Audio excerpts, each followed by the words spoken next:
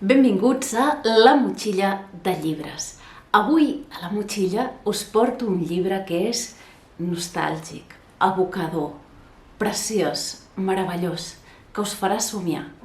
Es tracta de la biografia d'una llibreria. El seu nom és La Canuda i el comerç del llibre vell i va signat per Manuel Llanes, que l'ha escrit en col·laboració amb l'antic propietari d'aquesta llibreria, que es diu Santi Mallafré. El llibre l'edita l'editorial Coma Negra. I anem a sentir com sonen les primeres paraules de presentació que escriu Manuel Llanes. És així.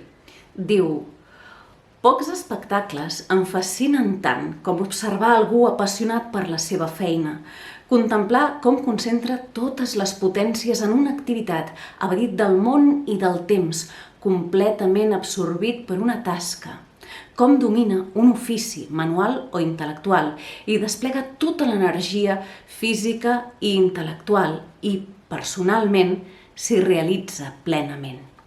El llibreter Santi Mallafré forma part d'aquest nucli d'humans privilegiat. Doncs bé, així és com podeu fixar-vos que sona al començament del llibre La Canuda i el comerç del llibre vell. Ja us dic que el van escriure en un hotel de Caldetes. Allà quedaven en Manuel Llanes juntament amb en Santi Mallafré i tots dos conversaven llargament en un entorn així hivernal a començaments del 2019 sobre com havia estat aquest establiment que havia tancat les portes, havia baixat la persiana finalment el 2013. És un llibre ple d'anècdotes, ple d'històries, robatoris, inundacions, gent que es deixava diners a dintre dels llibres o vídues que decidien vendre tota la col·lecció del seu marit just després d'haver-lo enterrat, no? Totes aquestes anècdotes són les que ens expliquen aquests dos autors que, en paraules, han decidit de reconstruir i de fer reviure aquesta llibreria històrica que es trobava just al centre de Barcelona, al carrer Canuda, d'aquí ve el nom de la llibreria, al costat de l'Ateneu barcelonès, que per això tenia tanta clientela.